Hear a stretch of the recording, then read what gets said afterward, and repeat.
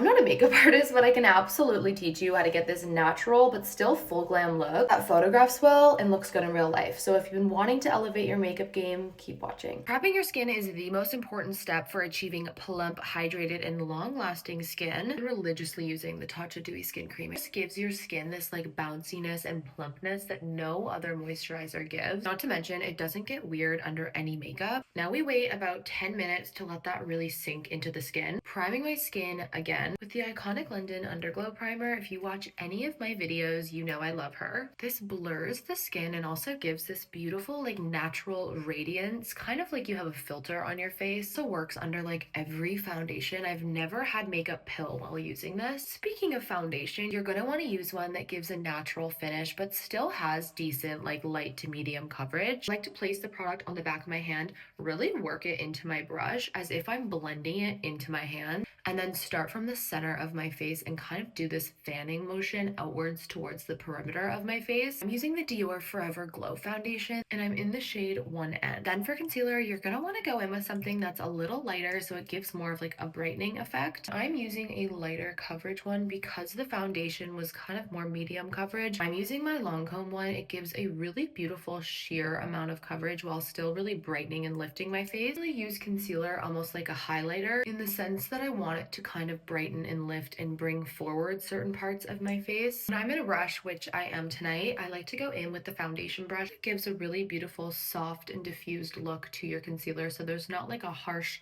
line in a really obvious area where you put concealer. It kind of just looks like you're naturally bright there and you're naturally lifted. Now to bring shadow and structure back to my face, I'm gonna go in with my Westman Atelier contour and go where I naturally have shadow. So my cheekbone, right under my brow bone, and then right down the nose, kind of connecting it to like the eye socket or like right in there. I also like to go under my nose. Really don't need a lot of product to get that lifted, subtle snatch effect. Just pat the product into place instead of dragging it up. Want the product to sit where you placed it and just be subtly diffused. I'm gonna add blush later, so I'm going in with my pressed Charlotte powder and doing my backwards setting technique. This is honestly one of the game changers in having your makeup look full glam but also look natural. A lot of people go in with loose powder first and do like a baking situation. I do not. I always go in with my pressed powder first, and my theory is that you're kind of like setting in place the product so that when you go in with your loose powder, you have a clean, smooth canvas. Found when I did like other people's setting techniques, or I guess like just did it the typical way, skin would always look really like patchy and heavy. And the key with this is really working in small layers. You don't need a lot of product. As we want to serve like sultry, lifted, sleek. So I'm of course starting out how I typically start out all my eye looks and carving my eye out. I'm actually using this contour shade from Kevyn Aucoin. It's a really beautiful cool toned contouring shade, and I'm just sweeping that along my brow bone towards the like side of the nose here, and then also make sure to drag up and out towards the tail of your eyebrow to really get that lifted effect. Then going in with the shade Coal from the Kylie Smoky palette just to the lid space. What I like to do is take my finger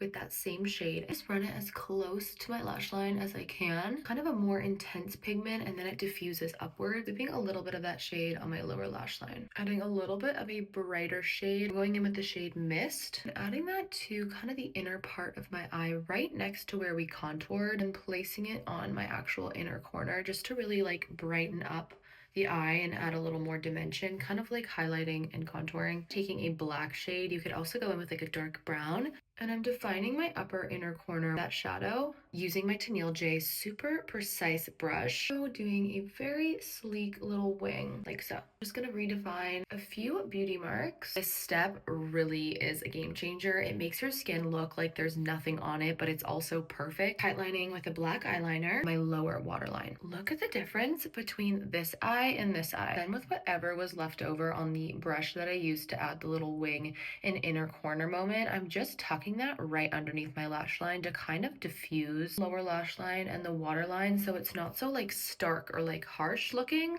It's like a little subtle smoke that like you cannot even detect. It just looks like softer and a little bit more lived in. What I like to do is go back in, press in a little bit of eyeshadow just to kind of set that liner. People always ask me, how does your eyeliner last so long? It's this little trick. Going in with the Makeup by Mario Skin Enhancer, holding that up just on my forehead, very, very subtly, just dragging it onto the temples. I'm also gonna tap some over my nose. I'm in a peachy mood, so I'm gonna go in with just Peachy from Makeup by Mario. I'm placing it on the tops of the apples of the cheeks, not up here, not down here, which sometimes I love, right in the middle. I just find this placement gives me the most natural, also giving a really beautiful like full cheek moment, which I'm always here for. Oh my god, I almost forgot my brows. I'm going in with some clear brow gel as always. I wholeheartedly believe that brows are the most personal step of your makeup routine. This is just what I like. Do what you like.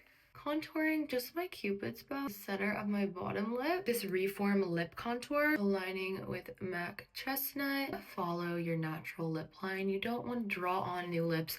You'll end up looking like you have a mustache. It's not cute, especially not at the end of the night. So follow your natural lip line. I'm gonna go in with that blush we used. Just press it into the center of my lips. The final step for me is going in with a cream highlighter. This is the L'Oreal one, and I like to place it pretty much right under where that wing is. There's like a little crevice between your cheekbone and like your eye socket, I guess. Think that area when it catches the light is so beautiful. A lot more natural than like your entire cheek being like blinding. Don't get me wrong, sometimes I love that, but for a more natural, long-lasting glam, I like to just spot highlight.